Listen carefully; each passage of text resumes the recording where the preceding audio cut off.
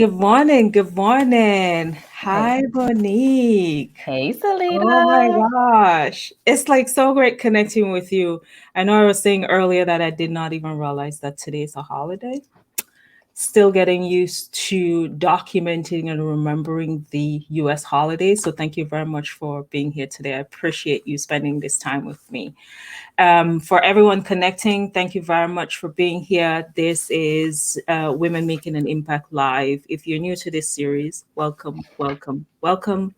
I'm your host, Solita Roberts, founder of Style to Impact, which is an image coaching and personal styling agency geared towards women empowerment through style, giving women the clarity, confidence, and closet they need to increase their income, impact, and influence. Thank you very much for joining me. And today I have a very, very, very special guest, which is kind of like interesting that we're in the same location, but we've never connected. It's the first time we're connecting. So we're going to actually change that sometime in the future. And it's just so amazing. Like one of the power that I find with LinkedIn is being able to connect with different people, right? And I think part of which is kind of like the topic that we're talking about today is quite fitting because we're talking about mastering the art of communication, how to communicate better so that you can get the life that you want. And my expert guest today is Monique Russell. She's a communications expert that you will want on your team. Like I'm just telling you, just from meeting her and following her on LinkedIn, this is definitely somebody that you want on your team. She teaches women leaders and teams how to have positive and productive relationships at home and work using effective communication tools and strategy. Monique have 20 years of experience. I mean, that's if that's not another reason why you should have her on your team, definitely, connect with her. 20 years of experience in the science of communication and leads clear communication solutions. An international training, coaching, and consulting firm that focuses on, oh, I think I read that wrong. I always do this. You have 20 years of experience in the science of communication and leads clear communication solutions, an internationally training, coaching, and consulting firm that focuses on confidently communicating from the inside out. I love that inside out because we have to become self aware, right, to be able to become effective communicators. Monique is also the author of Ultimate Speaker's Guide and the book International Motherhood, Who Said It Would Be Easy, and host of Bridge to You podcast. Thank you very much, Monique, for being here today. I appreciate you spending this time with me. Like, I know, like, when I thought about it, as I said to you when we were offline, when I looked at it, I was like, oh my gosh, I was prepared, kind of, sort of, to if we had to cancel, but I'm happy we didn't cancel. And I'm happy that we can have this space to really talk and just have a different conversations. I came with notes. I usually don't. I usually I come on here and it's like, yeah, we talk and see what happens. But I came with notes today because I wanted to ask specific questions. So thank you very much for being here. Appreciate you being here. Thank you, Solita, for having me on the show. It's gonna be fun. Yes, it is. And I think the automatic connection as well is that we're both from the Caribbean, just different parts of the Caribbean. I'm from Antigua, you're from the Bahamas. What would you say it's like? And now that we're living outside of the Caribbean, I think I wanted to, it wasn't a question that I was going to talk, That's like all I right. thought about, but now that I'm thinking about it, in terms of how we communicate as expats, so to speak, living in a different country, what are some tools do you think that we should adopt? Should we, people talk about code switching. Is Mm-hmm. that something that we should do to be able to communicate effectively with people within a different culture that we're in? Or should we just remain ourselves? Oh my goodness, this is good. So, well, first off, I say let's just back to what the whole communication purpose is. And the goal is for it to be effective, right? Yeah. And that means that we are exchanging information, we're understanding each other, we're putting ourselves in the other person's shoe. Now, growing up in the Bahamas, this is a different culture. We Yeah. communicate differently in the workplace. There's a hierarchy system and structure that's very much revered, very much respected. Even the way we greet people, Mr. and Mrs. So and so, Yeah. right, in the workplace. And here in the United States, it's much different. It's much more relaxed. We have a different type of culture, a different form of communication. But at the end of the day, it still needs to be effective. As far as code switching is concerned, I don't think when I think of communicating the difference between the Caribbean and then communicating here in the US, excuse me, I don't think it's a code switch. Hold on one second. Sure. Getting so excited.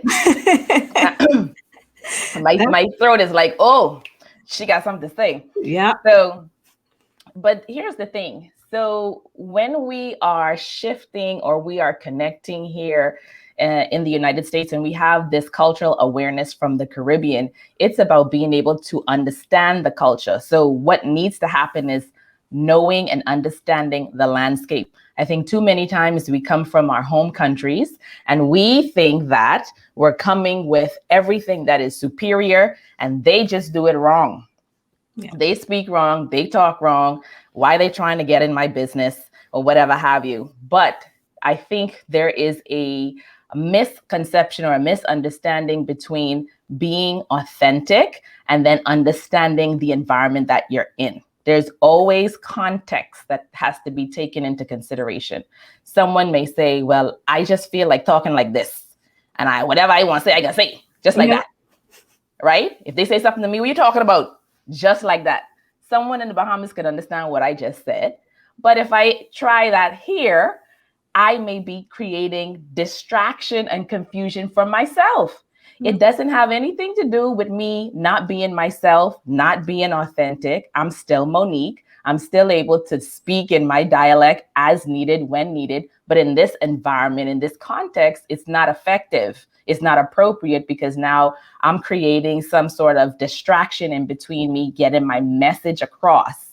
So I say the first thing people need to do is understand the lay of the land and find the similarities, find the differences, and know how to navigate as opposed to just being very reactionary, being very complacent, and not taking intentional action to make sure that their communication messages are being received.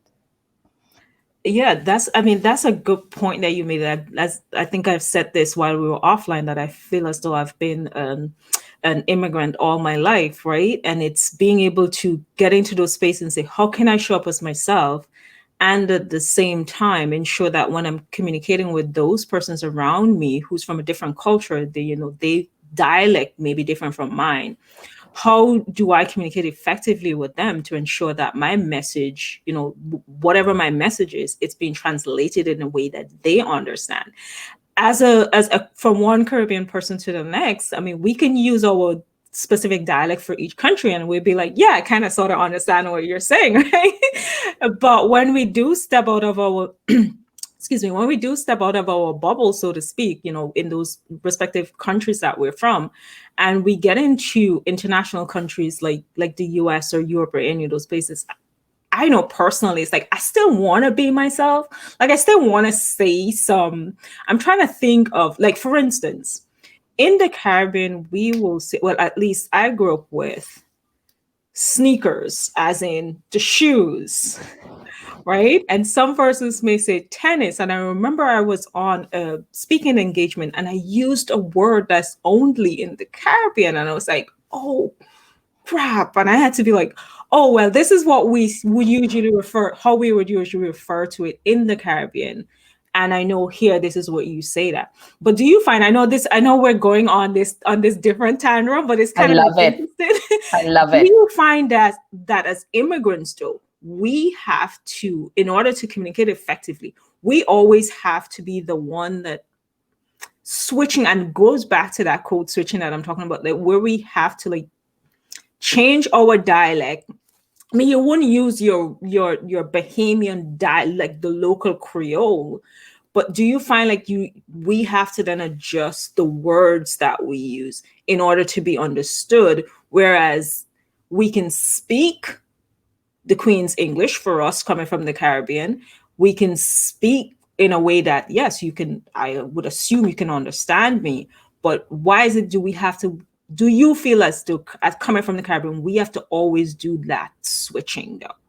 And I want to say, before you answer that, I want to say good morning to Stella. Thank you very much for joining us. I appreciate you being a part of the conversation. Thank you very much. And it's good evening. Yeah, thank you. Yes. Hey, Stella.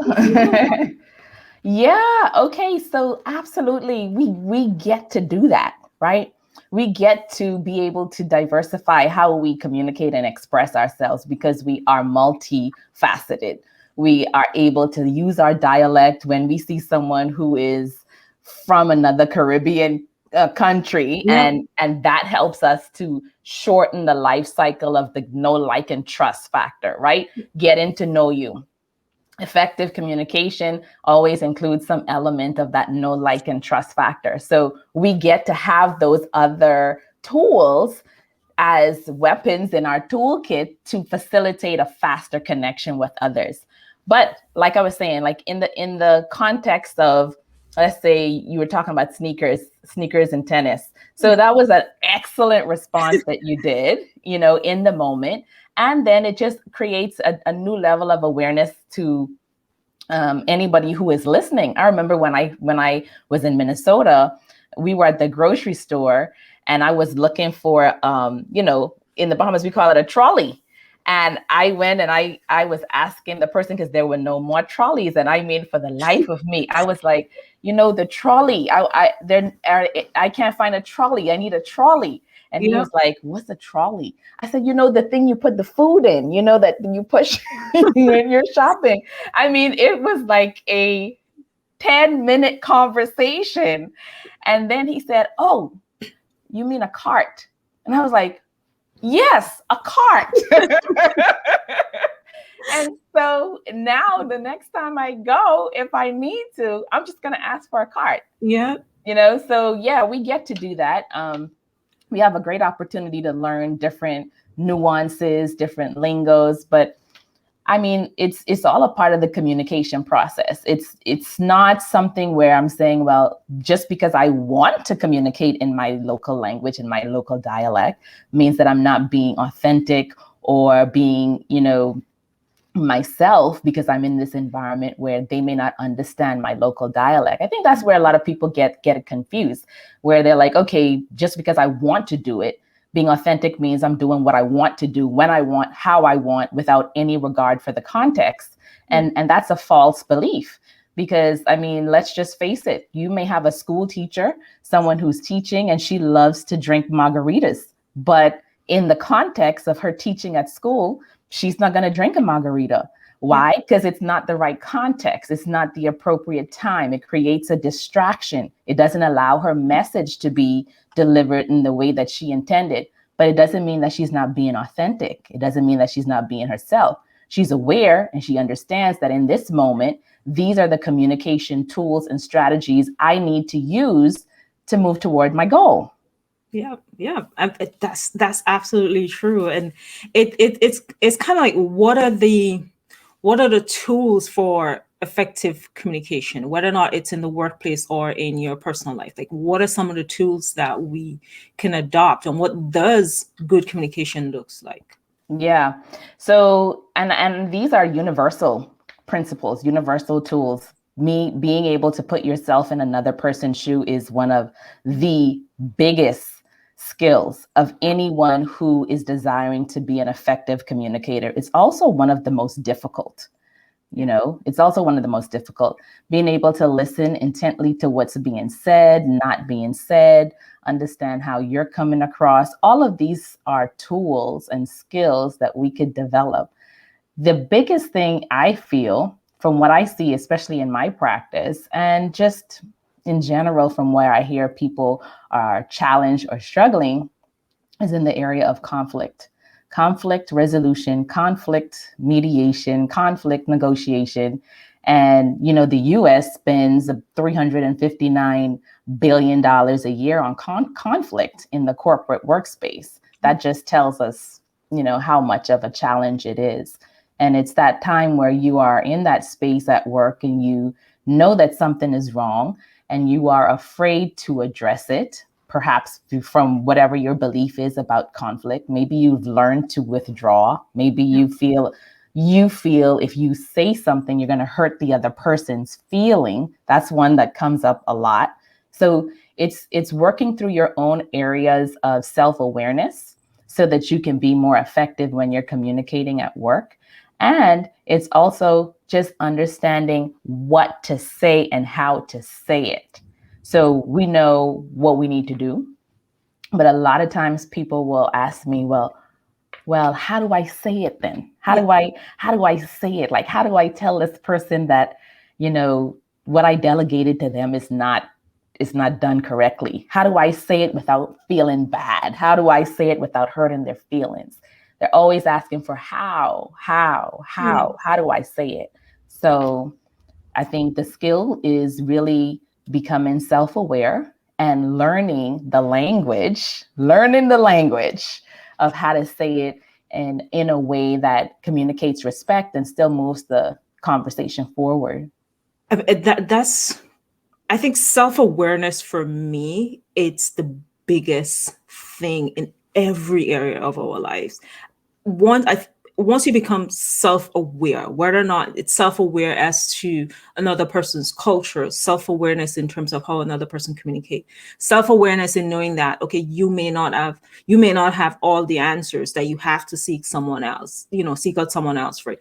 But that level of self-awareness, I think it's the key ingredient to making us better humans. That's how I look at it. Because whenever something does come up, a conflict does come up, you're not looking at it from the perspective of, okay, how do I feel? Or, this should not happen. I told that person to do X, Y, and Z. And we're beating our chests, and we're the ones that feeling the impact, and we feel as though that person did us something wrong. Whereas we can look at it and say, okay, being self-aware by looking at that from that person's perspective. Is it a case where they did not understand the assignment? Is it a case where maybe there were 2 or 3 words in the way I communicated what I wanted wasn't clear? Is it a case where that person was not aware that they were doing something, or saying something or not doing something or whatever it is? I think that level of self-awareness allows us to think about the other person, right? And it is a difficult thing to do. Whereas for me, self-awareness came from the experiences that I would have gone through in life, from growing up in a third world country and then moving and just kind of like going through those different challenges and recognizing that, okay, everybody is going through different things, and I have to find a way to maybe bring my point across or maybe say what I want to say. And being an introvert as well, which is something I want to talk about later, is that the way I would approach something is not necessarily the way someone else would, right? And I think that level of self-awareness is what helps. But how do you become self-aware enough to be able to master the art of communication? Because to be self-aware, if you're not self-aware, to me, you'll never get to that how. Like, how do I say it properly? And then, of course, there's the receiving part of it, where yes, you may be communicating, but there's also someone receiving it. The receiver also needs to be self-aware, right? So how do you get yourself to that level of self-awareness so that both receiver and the giver, it's like, okay, we can get that balance and be able to have an amicable discussion, solution, whatever it is that we're looking for. Okay, so we're all self-aware. We're just aware at different levels of different things about ourselves. We are aware about our practices, our behaviors in certain areas, maybe how we handle pressure or how we handle stress, perhaps. Okay. But there are other areas in our lives where we're not, where we have different levels. Maybe it could be in the aspect of us being able to make decisions, or we're procrastinating. Maybe we don't know the best and most productive time that our bodies work. And all of these things take into consideration how we communicate the time of day, our energy levels, our ability to make decisions. Are we procrastinating because we don't have enough information? Or is it because we don't know how to do something? Or are we missing resources? There's a lot of different elements and factors that go into self-awareness. So it's not one big ball, right? Yeah. So that's the first part. The other part is to become like an investigator of yourself. Like you really need to become a student of yourself, learning how your beliefs were formed, why they were formed that way. You know, we in our childhood years, most of our beliefs are formed before we reach our teenage years. And we carry some of those patterns with us consciously and subconsciously. But then as adults, we still just operate from those default practices and those default behaviors without really exploring them or understanding them. So you can begin to ask yourself questions like, what was normal for you when you were growing up? Like, what was normal for you in the area? I know you talk about finance. What was normal for you in the area of, leadership? What did that look like? How was conflict handled? Where did you learn to love yourself? Like, who taught you how to love yourself? Because a lot of times people are very critical, very self-critical, and we hear all of those: I should do this, I need to do this, I have to do that, as opposed to accepting who they are. So where did you learn that? How did you develop those beliefs? Where did they even come from? Who did you see doing that and you modeled it, or you chose not to take it into your practice? So becoming self-aware is really exploring everything about yourself, where you are now, where you were before in the past, even some of your aspirations and your goals. Who do you look up to? Who do you admire? The things that you admire in the people that you look up to, there are qualities that you're admiring because they're also inside of you. Yeah. Right. So it's really taking a holistic, comprehensive look at yourself and understanding those pieces. Then you also want to go and ask people who are close to you, just go ask people you trust, respect, who would be honest with you. And a lot of times people are not honest because they don't want to hurt your feelings. Yeah. That's why feedback is really something we have to appreciate. So asking people around you very specific questions about when they saw you happiest, maybe. What was that time and what were you doing? Or when they saw a time when they saw that you were very upset or sad. And then start to put the pieces of the puzzle together to see comprehensively how you see yourself and how others are seeing you. This is just going to give us a broader perspective to understand if there are areas where we really want to strengthen and we want to become more effective. Once we develop this practice internally and we're looking at people who are giving us honest feedback externally, we now have more understanding and awareness to see that, okay, Solita might be struggling in this area. I can give a little bit more grace and compassion because I understand what's going on in my own body. I understand what may be influencing my own decisions. And I understand that I'm not my decisions. I'm not my thoughts. I'm not my ideas. They're just ideas, just the same way that someone else's idea is just their own idea. Yep. So that it's a symbiotic relationship. We don't ever get to that point where it's like, I've arrived. I'm a master at this. It's done. I'm never going to make a mistake or never going to upset somebody. That's the perfectionism goal coming in. So we're not even striving to master this in a way where there's never going to be an issue or there's never going to be a mistake. You're going to make mistakes. You're going to have challenges. I mean, I've been in this field and I've studied this field and taught and coached for years. And you better believe I got some mistakes. And I'm going to continue to make some mistakes. So that's a part of the whole process too.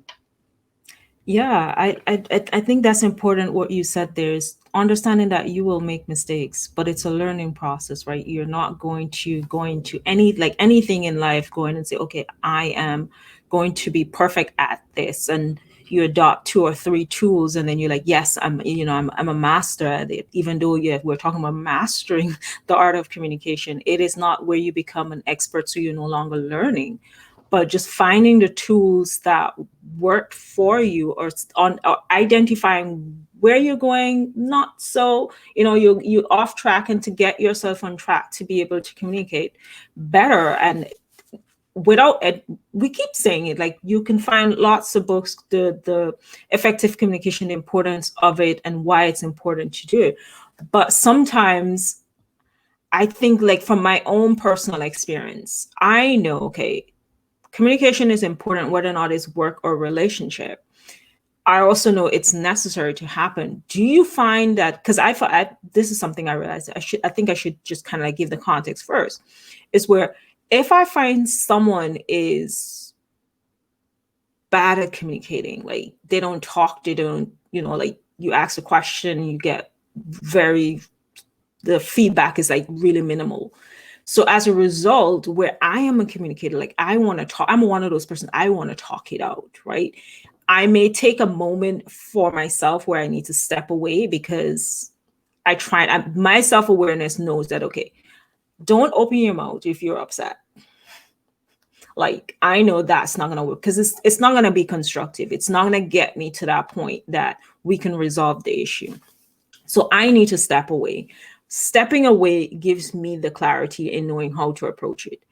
But I find like if that person is not effective, like, or they're not making an effort to communicate, that affects the way I communicate with them. So how do I, in my instance, and I'm sure we have other listeners that probably experience this, how do you, as the person who want to talk it out, as the person who wants to better the communication, but then the receiver is not necessarily that way, how do you get that person on board, or what do you do in that instance? Mm-hmm. Beautiful, beautiful. So I'm going to tell you a story. But before I tell you a story, I want to say we have to remove the labels of good and bad when it comes to communication. So if someone's not talking, it's not bad. That's communication. 80% of communication is nonverbal. And if we are really aware, we're paying attention to the nonverbal, not just the verbal. So here's my story. So my husband and I'm a mom. I have two boys, and my husband and I have been together 21 years now. And he is someone who is an analytical thinker. He takes time to process. And me, on the other hand, I'm like you. I want to talk it up. I'm a big picture person. I'm a big thinker. And I remember when in the earlier years of our marriage, I would have all these ideas. And I mean, we would be sitting down and I would say, this is what I see for us in the next 5 years. This is what we could plan. I would have all sorts of conversations. And he would be like, mm-hmm.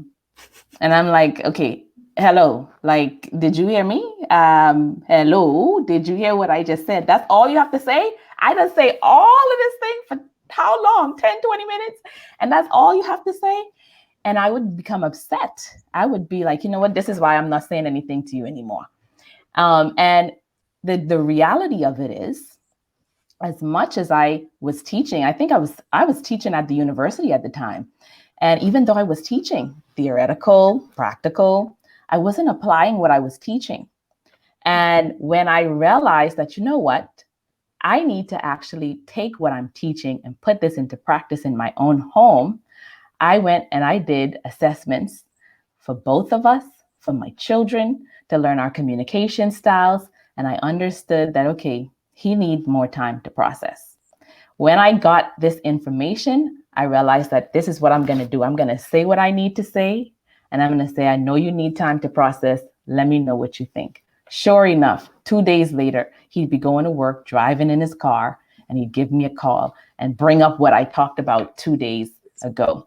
So did I get the feedback? Yes. Did I get it right when I wanted it? No.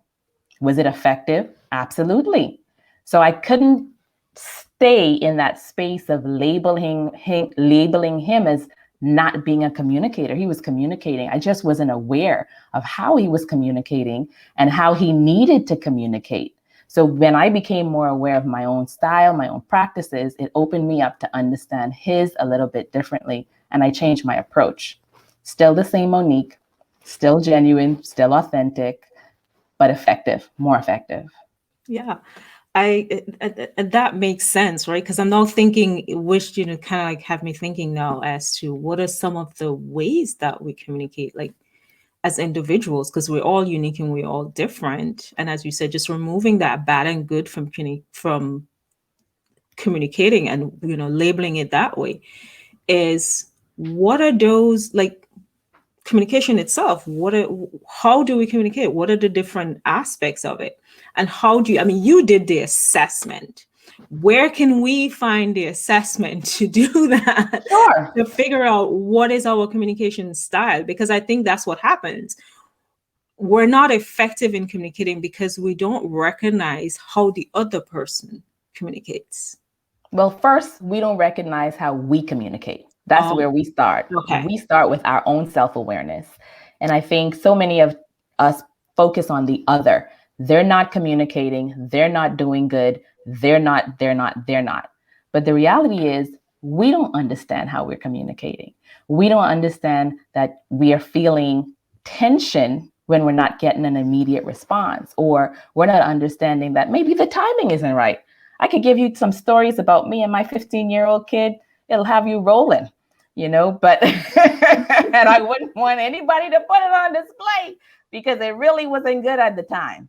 But I had to understand, especially coming from the Caribbean, when it comes now into the space of parenting, because communication is communication. It doesn't matter where you are. Yeah. You may think you're communicating in one area effectively, but I can guarantee you, after being in this space for all these years, the patterns tend to show up. And I will tell you, surely if there is one area of your life where the communication is not really being effective, it's spilling over into other areas because you're one whole human being. Yeah. So the assessment that I used was DISC, DISC, and that's actually one that I use in my practice. But I have to say a disclaimer, Solita. There are hundreds of assessments out there. Yeah. The assessments are not the end all be all. I will tell you right now. I don't want anyone listening to us to say, I'm going to get it and that's it. Like we done, know, right? We done. I already know so many people. They're like, look, I need to check box 1, 2, 3. So it's not the end all be all, but it gives us more insight, more awareness. And with more awareness, we now have choice. We have an opportunity to choose to do something differently or change our approach to be effective. That's the goal, to be effective. If we're moving towards a more effective communication, then we're getting more clarity and understanding into how we're showing up and how other people are showing up. We could still learn and we could see how we communicate and still choose not to do anything and feel like, you know what, this is just the way it is.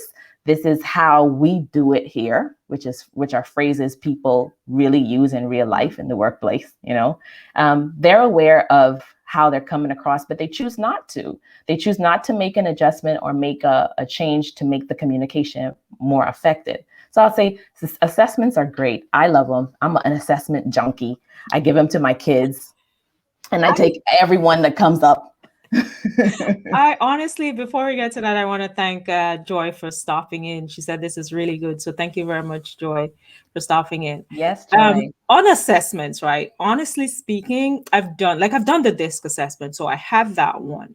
I think at first when I read it, I was like, this is not me. Like, what are they talking? I was like, this is not me. I think after going back at, reading it again, I was like, okay, I can see some similarities, but I've done assessments and I'm like, I'm not that person. You're in denial, Solita, okay? You're in denial. I'm like, I am not that person. Mm-hmm. But over the last 2 years, I haven't done like any of those assessments. But what I've done is a self-awareness assessment. Mm-hmm.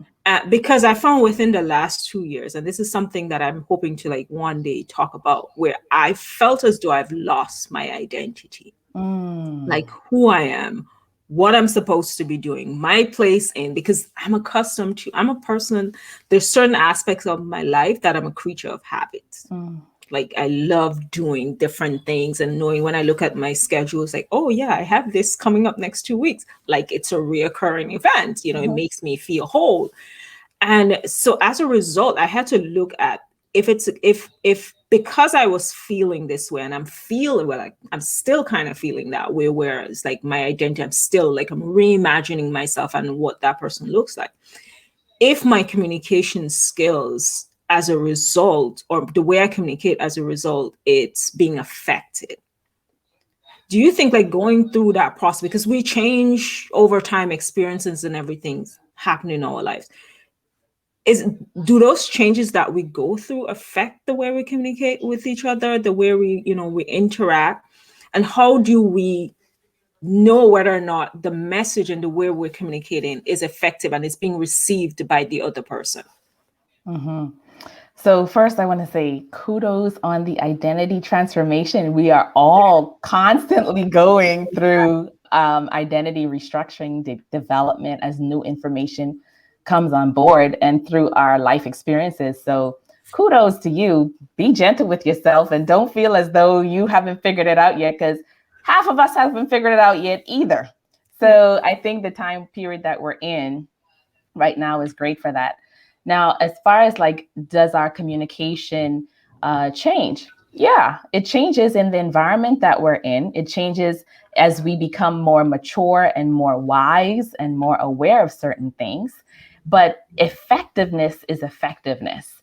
And effectiveness is whether our message is being received, whether we're being clear, whether we're putting ourselves in someone else's shoes, whether we're being kind, being loving. Those things don't change. Love is love. Kindness is kindness. And so when we talk about being present for someone or listening, really like active listening, those things don't change at all. It doesn't matter if we're in our teenage years or if we're 75. Like, it is what it is. It's the outcome. It certainly is. But as we are changing, yes, as we're developing, we may have new approaches to become even more effective. So in the past, maybe we took on an approach where we felt that we had to prove that we were credible with our degrees. We had to prove that we had all our certifications, and these things meant that we were on track. And maybe now in another time period, we're feeling like, well, I don't really need to communicate with those as my credibility points. Maybe I could bring more of my hobbies or my interests or my personality. So the approach changes. The goal of any of those approaches, whether you're communicating with your degrees and your credentials, and you're communicating with your personality and your hobbies, the goal is to be relatable. The goal is to gain respect or to gain the admiration of the people that you're communicating with or your audience. So how you do it, the approach that you take may change, but the outcome is still going to be the same.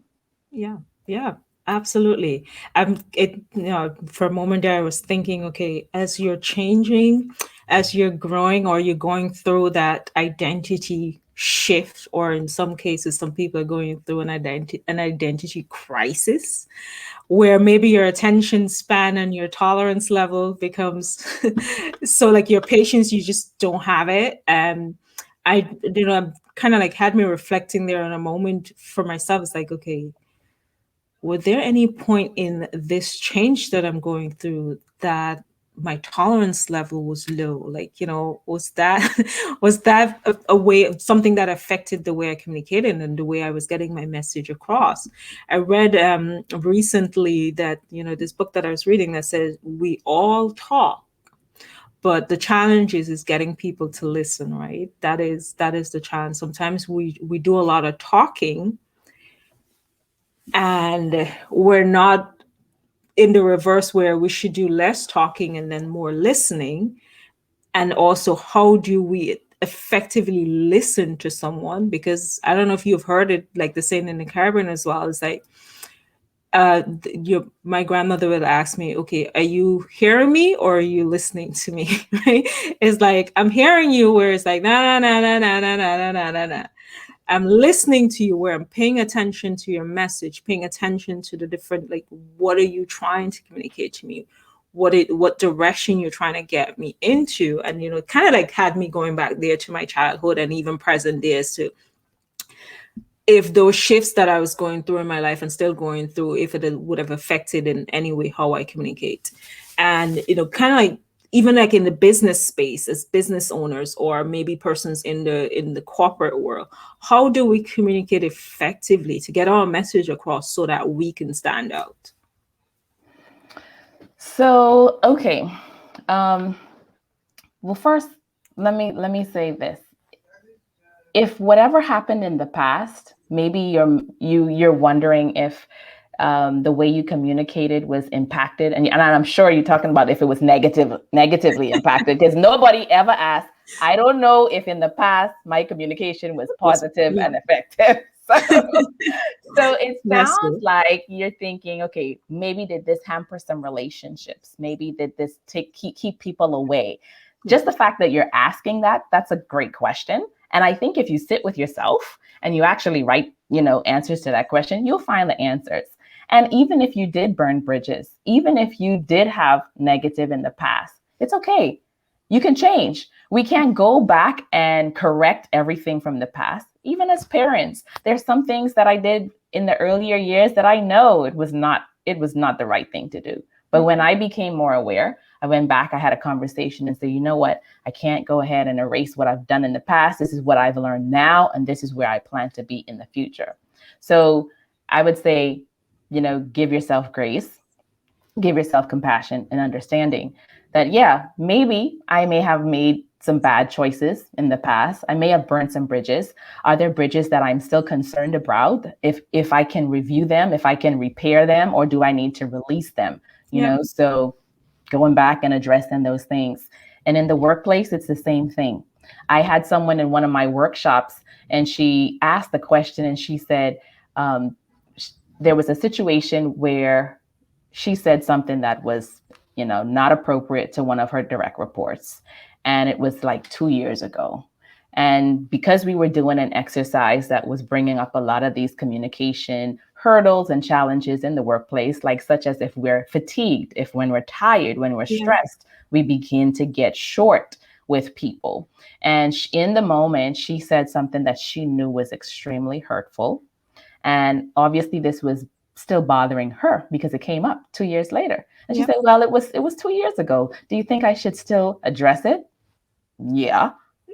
The fact Yeah. that you felt that, I'm sure the Yeah. person on the receiving end still feel a bit of, yeah, Yeah. definitely. Yeah. And even if we look at family relationships, if we look at sibling relationships, it doesn't matter. Parent relationship, it doesn't matter how many years a hurt or a misunderstanding happens.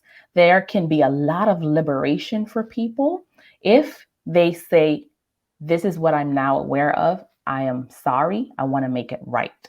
This can happen for many people who are waiting to have an open, honest acknowledgement Yeah. of something that may have gone wrong when they didn't intend for it to do, or maybe they did intend to do it, and then they want to go ahead and course correct it. So that is one aspect I see missing in the workplace when we talk about effective communication. People are afraid to apologize. They're afraid to make things right, even if they've been wrong, because of how they're going to be perceived, if they're going to come across as weak, if Yeah. they're going to, be rejected. What if you apologize to that person and they don't accept your apology? Yeah. I that's honestly speaking, I'm of the mindset, if you come and apologize to me, I I'm like, okay, yes, I can give you some leeway. I'll be like, okay. But I'm an action person. So I look at, it's not your words, but your action. Because you do have some persons who will apologize because they, maybe someone told them, made them aware of what they said wasn't appropriate, or maybe, I don't know, they had a moment and it's like, it's, I should not have said that or done that. And then they apologize. But then I look at the next step. What actions are you taking? Right. Because for me, communication is not just verbal, it's also, it's the nonverbal. And I put a lot of my emphasis, at least this is how I knew that whether or not, when that person says something to me, how I'm receiving it, it's like, what is the next action that they're taking? If Mhm. I come and say, Monique, I am sorry that yesterday I yelled at you, or for the past 4 or 5 days I yelled at you and I did it, whatever. But tomorrow I am doing it, and the next day I'm doing it again. Then that's, to me, my action is speaking louder than my words. Exactly. Right. And And I think sometimes when we talk about communication, we tend to focus a lot on the spoken word, whereas sometimes our spoken word and our action conflicts. And as a result, we're not getting that message across that we were hoping to. It's just like, oh, yeah, I apologized to Monique. I told her I'm sorry. But looking at it, you're like, but you didn't change the action, Mm-hmm. right? You Yeah. didn't change the action. And I think that is what you were saying there, is just recognizing that, okay, you made some mistakes, because we all do. We all Mm-hmm. make mistakes. And now you become self aware, knowing that, okay, I made the mistake. Let me go. It's not big. I'm not bigger than my mistake. I am a human being. We learn, we progress, we're supposed to grow as well. And recognizing that, okay, I can say I made some mistakes, and here's what I'm going to do to course correct if I can, or be better in the future. And it's not just saying it, but just taking those actions to get it. And that's like my biggest pet peeve, is when people use the Yeah. words but don't back it up with the action. Like, Mm-hmm. how do you get the two to marry each other? Because some persons will be, yeah, I apologize, but not recognizing that the repeat action is why you're not able to get the results that you want. Mm-hmm. So that's where I think authentic communication is. That's what I think authentic communication is, when your words and your actions are aligning.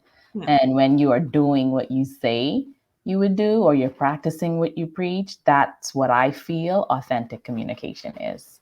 So we can't change anybody. We're not responsible for changing anyone, but we are responsible for how we operate in those spaces and in those environments. And if you're having repeated behaviors that are not helpful, then by all means, remove yourself from that environment, remove yourself from that environment. But what I find is, a lot of times people are not, they're willing to receive, but they're not willing to give.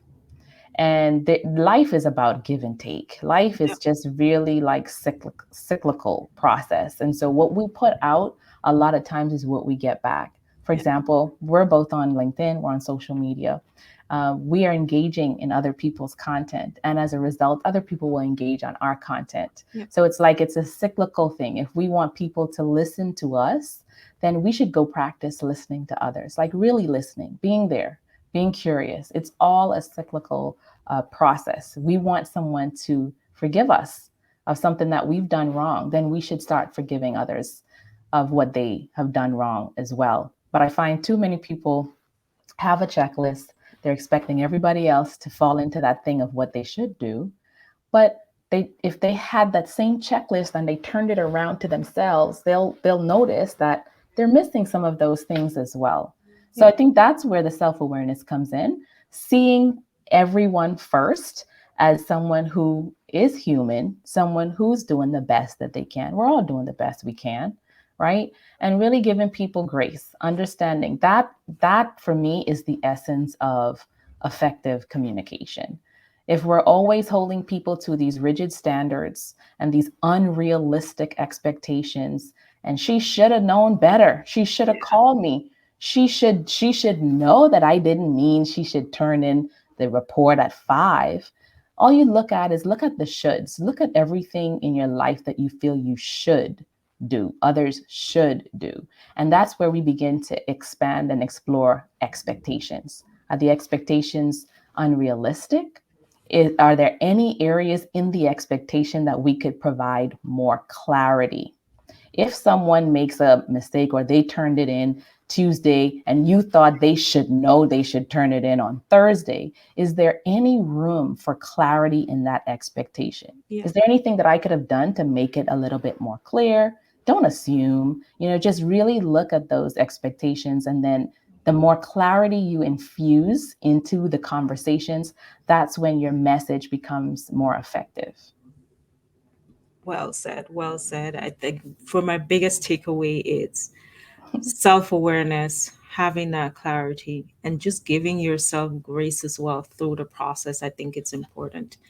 Now, I want to talk about introverts like myself. Whereas sometimes we feel as though I'm speaking here, like I'm speaking on behalf of all introverts, like we all operate the same. The introvert flag, right? Yeah, it's like, woo, we all operate the same. Like, no. So I've also, like, in my own personal life, even like business as well, I'm like, is being an introvert affecting the way I'm communicating, affecting the way I get my message across? So, do I like to talk everything out? I do that within my inner circle. Like, you're in my inner circle and I have an issue with you.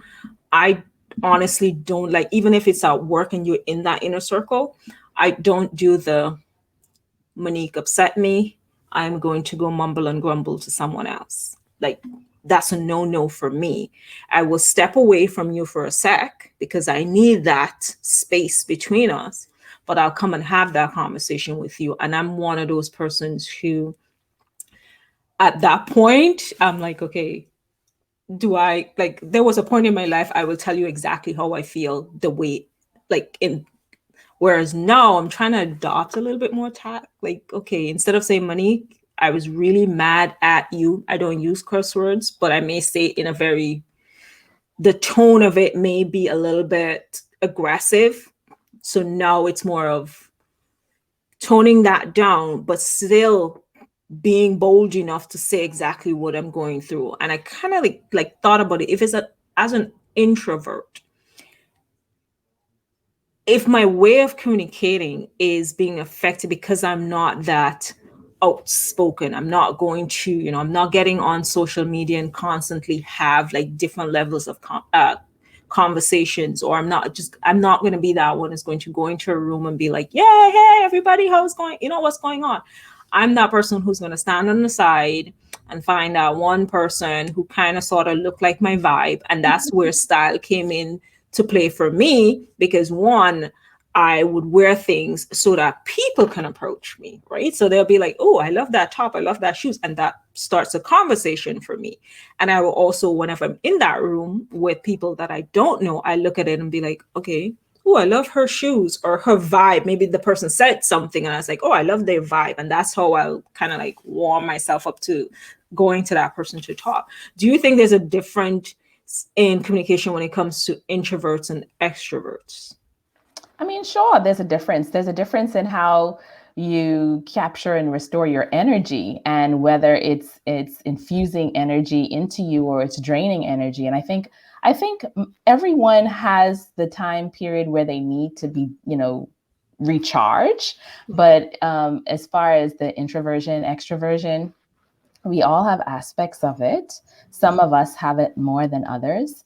And I don't like when you use the story with your inner circle, it didn't sound to me that it was an introverted, a reason for your introversion, because the people that were close to you, you don't have no problem saying anything at all to them. Yeah. So that's a matter of trust. You built trust, you feel valued, you feel respected. Even if someone's outside of your inner circle and you trust them and you respect them, I don't think you'd have a problem saying what's on your mind.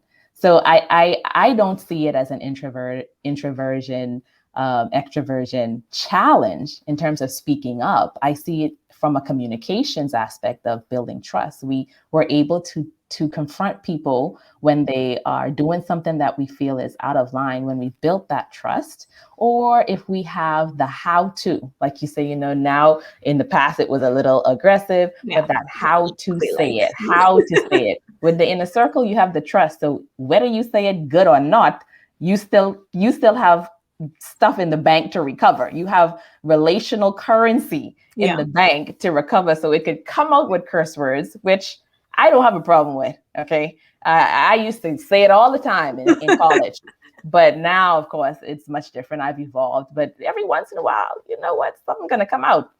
So, I mean, with that inner circle, you have so much relational currency with them that it doesn't matter. And they know you, they'll understand you, they'll take time with you.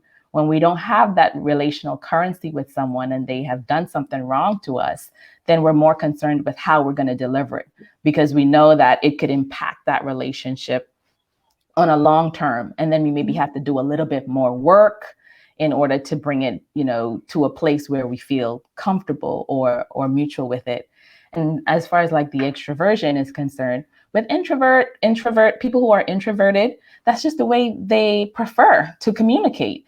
It's not something that's like ineffective or not effective. You just have a different style. In the same way, you'll see people who prefer to do video, and it's something that they enjoy.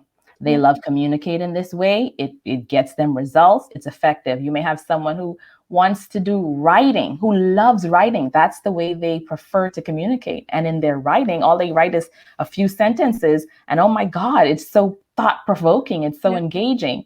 So it's just a matter of embracing your natural style and your energy. When you try to do something or be someone that you're not, that's the inauthentic portion, where your natural style, we flex in different styles and situations.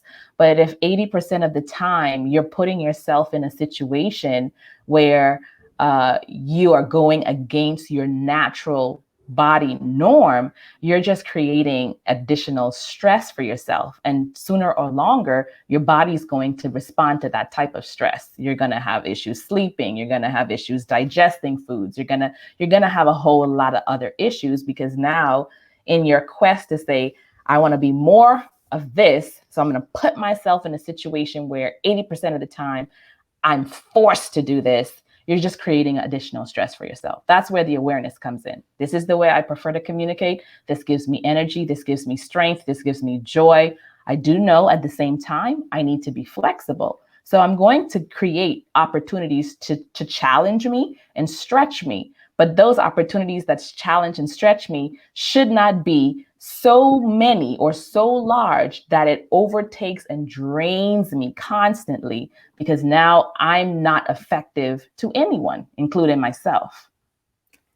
That is powerful. And I think that is like the right footing to end this. It's like, we shouldn't add any more to this. It's just that message there. I think more than anything is what should come from this conversation.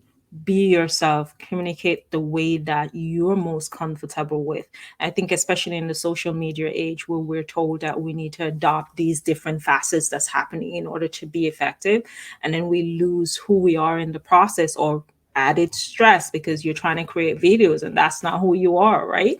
But yes, you can add videos, but don't make it where you're now moving away from your passion of writing to add videos because someone told you you should do that, and then the way you communicate is not as strong as you would using your words. So I think that is a great point of really being able to communicate effectively so that you can get the influence and the impact that you need. So thank you very much, Monique, for being my guest today.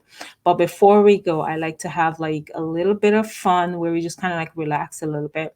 Of course, bringing it back to style and wardrobe and closet. I'm going to ask you two questions. One, celebrity or anyone's closet that you would like to raid. Whose closet? Oh, oh boy. Who would I like to read? Why you try to put me on the hot seat I here, don't Solita? know, because you have to now think about it. Because I have to think. the process, I'm going to give you the story behind it once you answer why I ask these questions for my guests coming up next. For the other guests, yeah. Let me think. Well, I like how Barbara Corcoran's, some of her dresses and her style, very, elegant, powerful looking. So perhaps Barbara, Michelle Obama, she has some pieces that really pop and stand out. Yeah. Yeah. Those are two great women and with great style. And here's the reason why I asked this question, because sometimes most of us as women, we're in that space where we wear the same thing over and over, and it's kind of like, but there's that side of us that wish that, oh, I wish that I can wear that dress. I wish that I can wear that dress that Michelle Obama wears. She looks so great in it.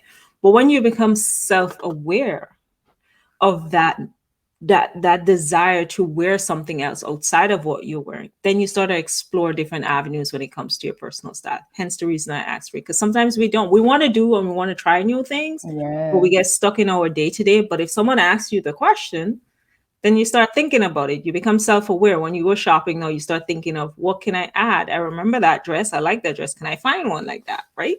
So my second I question, love and that. this Love one that. has no connection to, in terms of style, it's just like, I just want to ask it.